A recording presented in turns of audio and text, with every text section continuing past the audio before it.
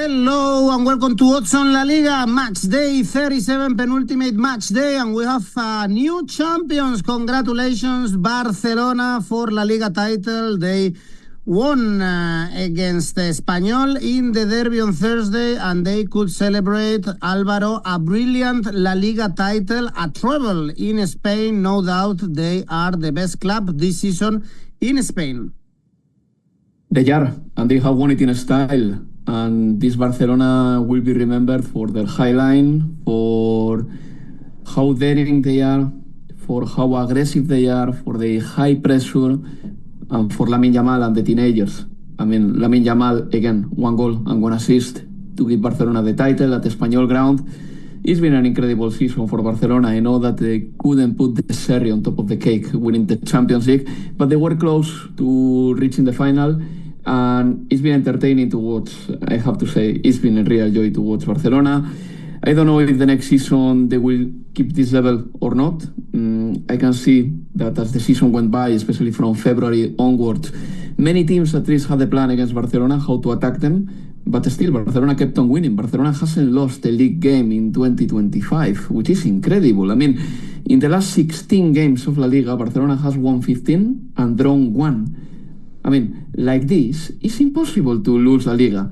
So congratulations to them. They have done tremendously. Real Madrid is already, talking about the future. Xabi Alonso is going to come. Probably 𝗵𝗲𝗏𝗀𝗀, the Bournemouth defender, Trent Alexander-Arnold, and many more top players. So I think La Liga is going to be crazy good the next season. But let's talk about this one, because there are still so many narratives that we have to talk about.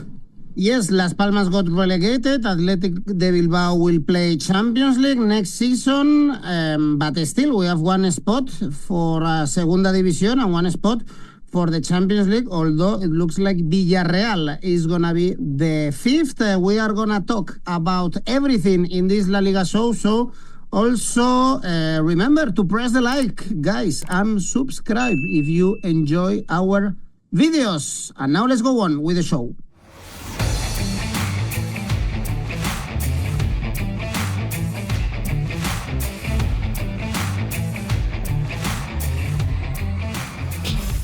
Well, Alvaro, let's start with a great game. Atlético de Madrid, Betis. Atlético de Madrid lost in Pamplona. We saw that coming, because away from home they've been very poor since they have nothing to play for. But at home they've been competitive. They scored 4 against Real Sociedad, 3 against Rayo Vallecano, for instance, in the last 2 games. And Betis, it looks like they are not going to play Champions League next season. Remember that they have to play the Conference League final against Chelsea, but the draws against Rayo and Osasuna put them 5 points away from Villarreal. Yeah, maybe this weekend they get a glimmer of hope. If Barcelona beats Villarreal, we don't know what's going to happen in this game. But coming into this game, I want to focus first on Atlético de Madrid.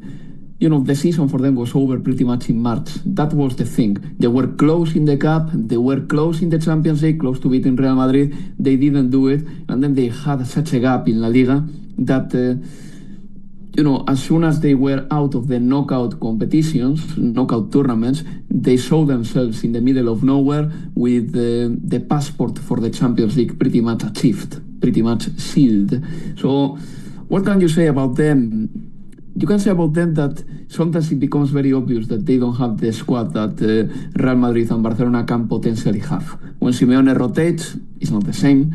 A few players have dropped down their level a lot. I was kidding yesterday about the Conor Gallagher. To be honest, I'm not surprised. I know that Conor Gallagher is an okay player. His energy is super important for Atlético de Madrid and anything he is in. But at the same time, that player, he was going to have peaks and valleys during a season. Maybe the worst thing for Atlético de Madrid is that they have shown no sense of duty. After March, away from home they've been terrible, but then at home it's a totally different story, because they play in front of their fans and they know that they have to put a shift in front of people that they have paid to see them. What in Spain we call 𝗵𝗲𝗏𝗀𝗏. I don't even know how to translate that. So at home, Atletico got 3 straight wins, and they have scored 11 goals in the last 3 home games. Away is a totally different story. Okay, so since this will be one of the last games of Atlético de Madrid, and certainly, one of the few left at home, if not the last one, I think that I'm gonna back this game to be entertaining because Betis has scored a good amount of goals. Betis has to attack. Betis has to get the 3 points. So over 2.5 goals seems to me like a really good bet. Again, Atlético de Madrid in the last 3 games at home have scored 11 goals. So over 2.5 goals in the game, 181. Betis is 4 points away from Villarreal. They need a win. They need to attack. They are already qualified for the Europa League. They've got nothing to lose. And they show against Rayo, for example, that they have a remontada in their legs because they were losing 2-0 and they managed to level that game. So over 2.5 goals. And maybe Sorloth to score because he's on some sort of a run at home. But anyway, I prefer to stick to the total goals market.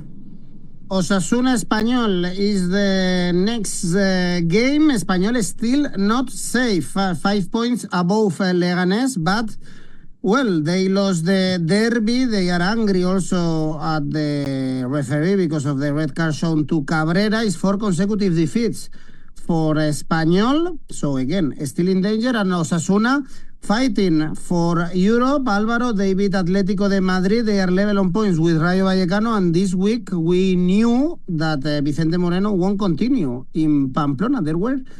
I read in social media some criticism around him. And I think Osasuna had done a really good season, actually. He has done more than okay. Yeah, Vicente Moreno. It's a bit weird, to be honest.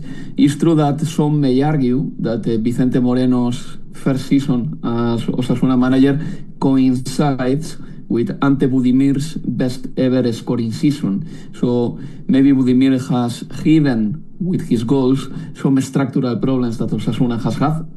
But still, Osasuna is still fighting for the Conference League, which is good, coming into May.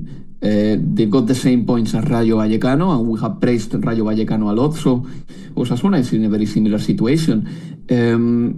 It's obvious that, again, the Croatian striker, Ante Budimir, has been the outstanding man. 20 goals for him. Only one player in Osasuna history has scored as many goals as Ante Budimir in one season. It was Julián Vergara in 1935. But Budimir's growth is incredible. I mean, if you check his scoring numbers in La Liga, they go as follow. 11, 8, 17 last season, and 20 this season. He's 32, 33 years old. He has reached the peak of his powers, and that's why Osasuna is fighting for the conference. But Espanyol is also fighting for something, because Espanyol, yes, they have 5 more points than Leganés. Leganés is 18th on the table, but they need 2 more points to be safe. And there is a possibility that if Leganés this weekend wins and Espanyol loses, there will be a lot of pressure for Espanyol in the last weekend of the season. Cabrera won't be available for the game because he got a straight red card. And I like Espanyol against Barcelona. There was obviously an element of a derby, so they were playing with the intensity and aggression needed to match Barcelona, but still they couldn't beat them. Even though Espanyol had good chances against Barcelona, like 𝗵𝗵𝗶𝗏 had a one-on-one in the first half and blah, blah, blah. But anyway, coming into this game, it's not my favorite, this one, I have to say. I will be inclined to go for the under, 2.5 goals, 177. I will be inclined for that, but nothing that I'm going to put my money on. There is a handicap for Espanyol, a positive one, that the money is identical to under 2.5 goals, which is Asian handicap plus 0.75 for Espanyol. And Edu, that our listeners normally ask what the handicaps are, and there is an explanatory video, a very good one by you, in the website that they can check, in the YouTube channel as well. But yeah, those will be my tips, but taking them with a pinch of salt, really. I think that the money can be done somewhere else, not in this game necessarily. Well, now let's talk about the champions. Barcelona celebrating the title at home against Villarreal. 97 goals scored. This is the key for winning the trophy. Also, they overcame the difficulties in December, losing to Las Palmas or to Leganés at home, for instance. And some key players, Alvaro, of course, Pedri, Lamine Yamal, Rafinha, all 3 overperforming and having a great season, but overall is the triumph of Hansi Flick. He arrived to Barcelona after Xavi's poor departure, and he changed the club or the team upside down completely to make Barcelona one of the best teams in Europe without spending too much money in summer. Remember, only Dani Olmo as an addition, and even Dani Olmo has not been crucial or a big part in this Barcelona title. Yeah, well, it hasn't been bad. He's been good in my opinion, but yes, I think some other players have been more crucial, like the ones you mentioned. I would like to talk about Szczęsny as well. I think that he has done okay, or more than okay this season, without being exceptional, but he's been good. I think that Pau Cubarsí, Frenkie de Jong has improved a lot as well. You know, many players have been outperforming themselves. Last season, Barcelona was about negativity, and this season has been about positive football, and it's been really nice to watch, really. As I said before, they got 46 points out of the last 48 in La Liga. They have triggered some of the biggest comebacks I have seen in years. The next season, I guess that some players may not be there. Ronald Araujo is the first one that springs to mind. But yes, they've been attacking, 97 goals scored in La Liga. You've got three players among the players with more passes given. Cubarsí, Íñigo, Pedri. That tells you that Barcelona has been very dominant. And overall, I mean, we have to say that in the last 4 decades in La Liga, Barcelona has become the power force that maybe they weren't in the first 70 years of their history.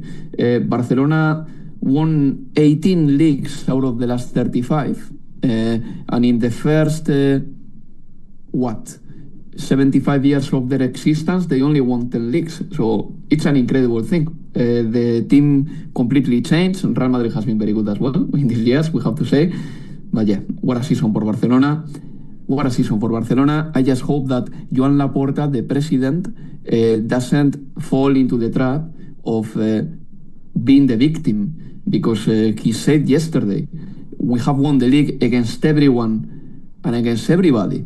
I am like, what are you talking about? Because he was kind of referring to some dark enemy that we don't know who that person is. Barcelona shouldn't do that. There is no reason for that. They got a manager who has been polite and a group of players who have been phenomenal. Probably the best one has been Lamine Yamal, or together with Pedri. But anyway, coming into this game, I don't know what lineup Barcelona is going to play. I know that Villarreal needs 3 points to qualify for the Champions League. They got a player like 𝐬𝐭𝐚𝐲 who has scored 18 goals, and this game is going to be fun. Villarreal lately has done very well at Barcelona's ground. Last season they beat them 5-3. In 2022 beat them 2-0 away, and Villarreal needs goals definitely. So, you know, Barcelona is not going to change their style, that's for sure, Edu. No matter who plays, I think that many players who normally don't start will play. So I'm going to go for the goals market. Over 3.25 goals, as strange as it sounds, I see it as a possibility, 189. Otherwise, over 1.5 goals in the second half. I think that entertainment will happen here. Over 1.5 goals in the second half, 166. Well, Villarreal is still fighting to get the Champions League spot. Is almost done, +5 with Betis, but still, of course, they need some points. Next game is Celta Rayo Vallecano. This is for Europe. Celta trying to get the Europa League spot. They have it very, very close after beating Real Sociedad and Sevilla, and they have a great record at home. And Rayo Vallecano looking for the conference spot. Álvaro, they drew with Betis after taking the lead 2-0. Before that, they beat Las Palmas and Getafe, and they are facing Mallorca, a direct rival, in the final day. Absolutely. Rayo Vallecano has reached this stage of the season where they wanted to be, or even more so, I would say, where they never thought they were going to be. But at the back of 7 points out of 9, they are in the mix to qualify 8th. I don't think they will catch with Celta, because Celta has 4 more points than them. And in fact, I don't think they will catch Celta, because I believe that Celta is going to beat them this time. So this is going to be my bet. Celta at home has been really good this season. Also, they are in a good run. They got 9 points out of the last 12. and they are sprinting towards European football. It will be the first time that Celta plays in Europe in a while, I would say. Probably since 2017, when they went far in the Europa League and they only lost to Jose Mourinho's Manchester United. I'm going to back Celta. Celta to win, 180. If not, you could make some sort of a safe bet, but I don't know if the money is fantastic. Asian handicap minus 0.25 for Celta, 155. I say that I don't know if the money is fantastic because, Celta with an Asian handicap minus 0.25 at home is not like back in Madrid or Barcelona that normally at home they are, almost unbeatable, So I prefer to go for a little bit more of value and take a little bit more of risk. So Celta to win is almost in the neighborhood of 2. I'm going to take that one. Okay, well, interesting game. This one for Europe, two teams that overperform this season. Next one is Mallorca. Getafe. Mallorca still fighting for the European spots. 1 point away from Rayo. They lost at the last minute against Real Madrid, although the goalkeeper was the hero. They should have lost by a bigger margin. And Getafe, Alvaro, be careful with them. 6 consecutive defeats. Only 1 goal scored in those games. They lost to Athletic on Thursday. They are playing Celta in the final day, and they are not safe yet. No, they are not safe. I think that, they are going to make it. They are going to stay in La Liga, plain and simply, because I don't see Leganés getting all the points. Just for that reason. But, the end of the season has been very, very bad for Getafe, to the point that... the players were booed in the stands by some fans on was it on Thursday night? Yeah, Thursday night. And I would have never expected that, considering how well Getafe looked in March, in February, when they became, the trending team in La Liga because they collected around 35 points very quickly.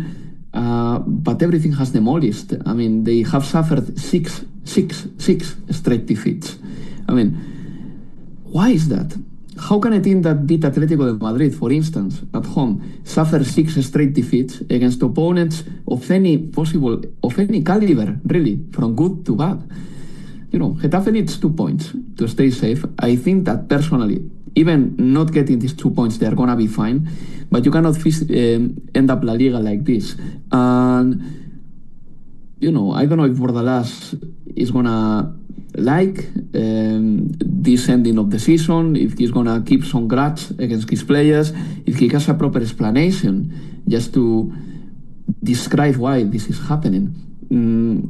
Mallorca, on the other hand, they lost at Santiago Bernabéu. I think that they were okay in the first half, but Real Madrid was million times better. I watched that game and Real Madrid produced easily like 25, 26 shots. I think that it was a record in La Liga. Leo Roman, the goalkeeper, was good. He wasn't excellent or anything like that. I think Real Madrid misfired a lot, personally. I believe that. But Mallorca has a style, is quite robust. It's a team that defensively is pretty decent as well. And Getafe needs a point here, so a draw will be the best value maybe for this game. I know that Mallorca are playing at home, but Mallorca finds it very difficult to win. So whatever positive handicap for Getafe, maybe Asian handicap +1 for Getafe would be a good one too. I don't think Mallorca is going to thrash them, but the money for that is not great. I think the best possible money here, chasing odds really, will be a draw. Draw 325, and Getafe getting the first ever point in 6 games. Okay, let's see if Getafe gets safe. This season, next game is Real Sociedad Girona. Nothing on stake here because Girona are saved after a very difficult second part of the season. They beat Valladolid, suffering until the end. Girona, but cheers to them. Also, we saw Mitchell on the bench. So good news. Real Sociedad, very bad end of the season with Imanol saying goodbye, as we said some shows ago, and they are not winning, Alvaro. They are not scoring 4 games without scoring. This could be a sad game, perhaps under 2.5 goals, because we don't see many goals in the games of these teams. You did my job, Edu. Under 2.5 goals, 175 would be my bet. Anyway, this is, again, not my favorite game to bet, because none of the sides are playing for anything. Well, Real Sociedad in front of their crowd, they have to put a good performance. Imanol is leaving. He will get a nice send-off, I really hope, because Imanol managed to win a trophy with Real Sociedad, Copa del Rey, took Real Sociedad to the Champions League, and overall the Imanol era at Real Sociedad is a good time, it's a good cycle. But something has happened in the last 18 months with Imanol and Real Sociedad, something broke, and I think that I can go back to that tie with Paris Saint-Germain in the Champions League in February 2024. After the second game at Real Arena, Imanol was critical with the players as I've never heard before, and ever since then he's been critical with his players many more times. And I don't know if the locker room likes that. I don't know if Imanol was maybe over-criticizing some footballers. He was obviously looking for a reaction, but that reaction never happened. This season has been really poor, and the numbers of Real Sociedad have been really disappointing. And the amount of times that Real Sociedad has ended up scoreless in a game, they've got La Liga record this season for games in which they haven't scored a single goal. That's for a team like Real Sociedad. And I thought that they were suited to finish 4th or 5th. After the Euros, with 𝗵𝗵𝗫𝗫, with 𝗪𝗲𝗏, I knew that Merino was leaving, but still, they signed players. None of the new signings have provided anything. 𝐜𝐭𝐭𝐚𝐲 as well. He's been good at times, but, you need something else from a signing too. So, disappointing. But this game, again, is nothing to play for, really. Girona is arithmetically safe. Estuani had to be the one turning up again. He's almost 40, and he did it for Girona. So it's difficult to predict what's going to happen in this game. But if we follow the logic of the numbers throughout the season, under 2.5 goals will be the bet. Yes. But keep in mind that this game is a totally different scenario because there is nothing to play for.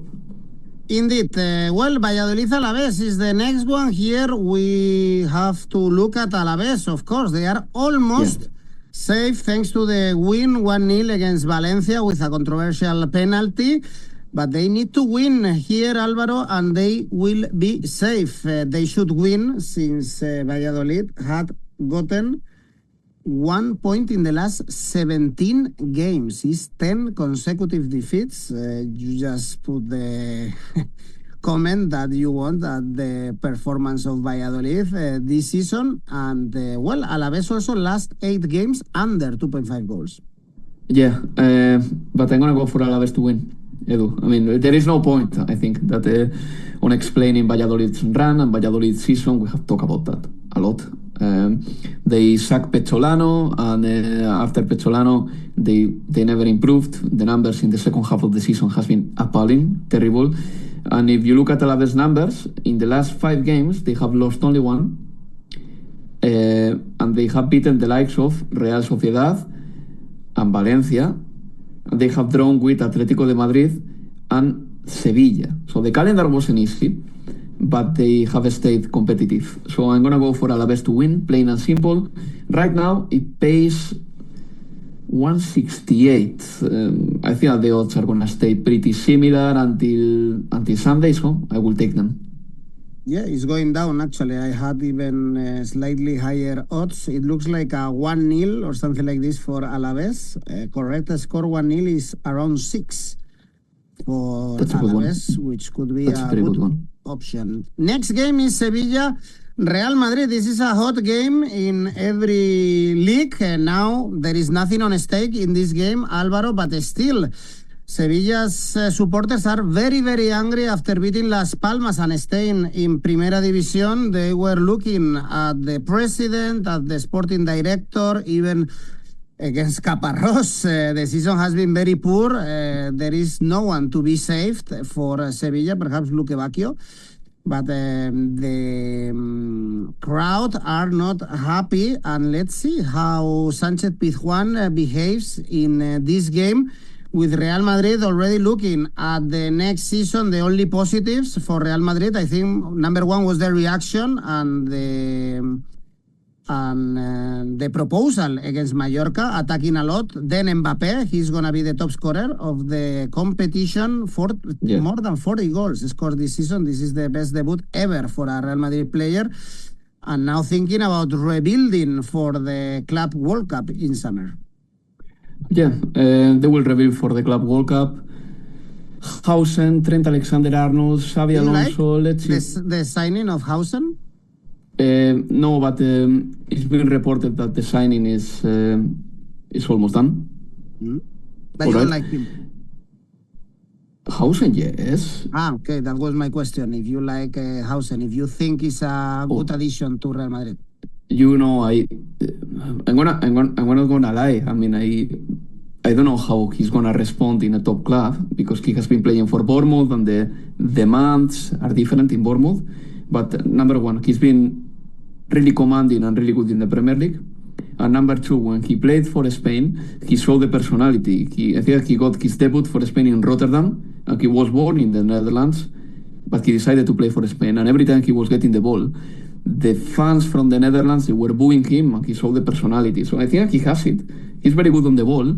𝐬𝐭𝐚𝐲, for example, another young defender of Real Madrid, is different. He's aggressive, but Hausen has more quality. He's more of a 𝗵𝗵𝗂𝗍 type player. So, I think the signing is going to be good. Trent Alexander-Arnold, I like him, but I think Carvajal is better. There is a possibility that Trent Alexander-Arnold plays as a midfielder as well. Not that I love him in that position either, because he doesn't have all the moves that a midfielder needs. He's only good with the ball in front of him and the field in front of him, not when he is, turning his back to the opponent. 𝗵𝗵𝗍𝗓 is a signing that Fabrizio Romano said that he had already signed for Arsenal, but there are reports that Real Madrid may be able to sabotage that signing too. So yeah, new players will come to Real Madrid, obviously. Florentino Perez doesn't like a defeat, and Real Madrid, I don't know if they have the money, but certainly they will have to make an investment. I'm saying that I don't know if they have a lot of money because, Real Madrid has been investing a lot of money on their new ground. But anyway, coming into this game, the situation at Sevilla is awful, really. With threats even to the president, to Víctor Horta, to the players. The other day they won and they got themselves safe. They won 1-0 with the goal from Álvaro García. I don't know what next season is going to bring for Sevilla. Many players are going to leave. Many players. Some of them they have already said that they are leaving, the likes of Suso, for example. And this game, there is very little to play for. Sevilla has the 3 points. For them, playing in front of the fans is an absolute pain. The Viris, which are the Ultras, have said that they are not going to enter the pitch in the first half, or they are not going to be in the stands. It's difficult to play under those circumstances. And Real Madrid, on the other hand, they will play with a few youngsters, I guess. Maybe Jacobo Ramón has the chance to play, the guy who scored the goal against Mallorca, the winning goal. So I'm going to go for only one market, really, the one that is giving me money lately. Mbappé to score, 191. Well, penultimate game for Carlo Ancelotti, who's been a gentleman until the last moment with Real Madrid. No one had any doubt about it, but I just want to highlight it.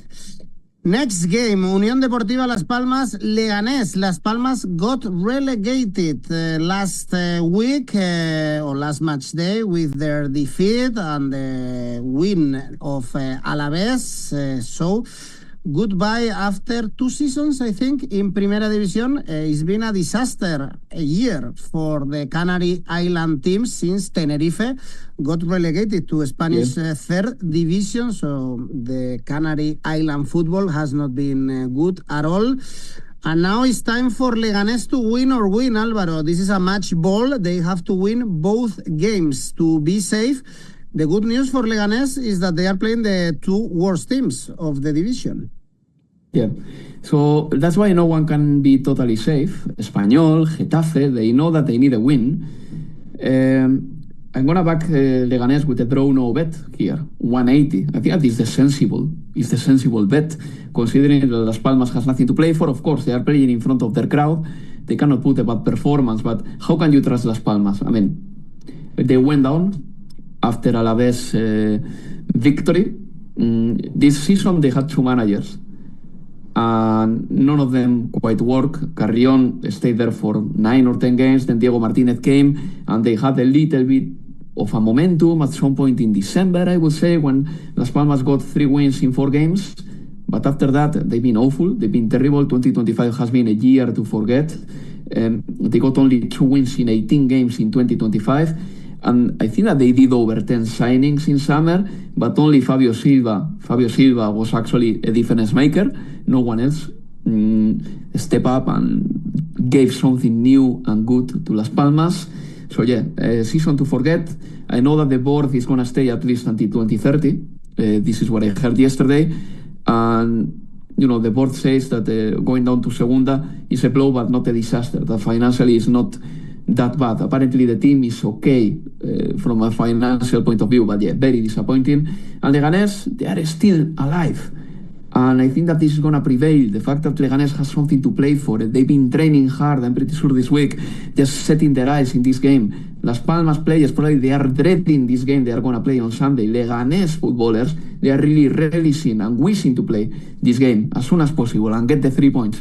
That's why I'm going to back them with a draw no bet 180.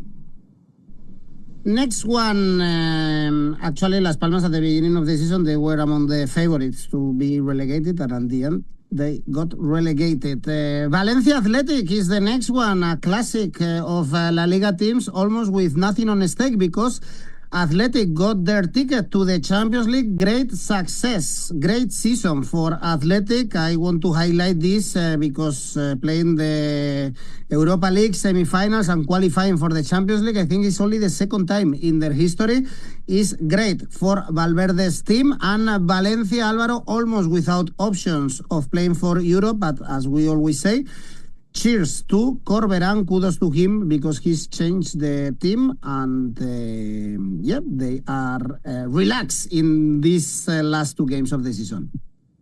Well, relaxed, but if they want to give it a go, I mean, they can still qualify for the Conference League. Yeah. I mean, they need 3 points to match with Rayo Vallecano. I think Rayo may lose against Celta this weekend. I have spoken about that.